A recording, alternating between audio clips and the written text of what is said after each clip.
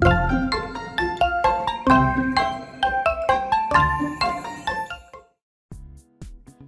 everybody, teachers, friends, and parents. My name is Bianca and I am 11 years old. Today in this meeting, I'm going to be presenting a project that I named Math Quiz. So first of all, I'm going to show you how to play it. Okay, first we need to click the green flag to start the code. And there will be a question popping up from the rabbit.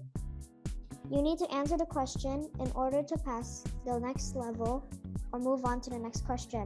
Like for example, 5 plus 6 equals to 11. And if you get the question correct, the penguin will say if it's correct or not.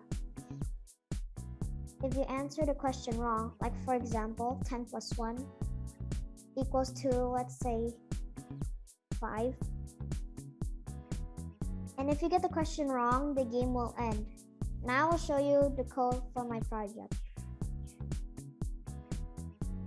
This is the hare or the rabbit, and this is for the penguin. Thank you everybody for paying attention to my presentation. Hope you have a great day.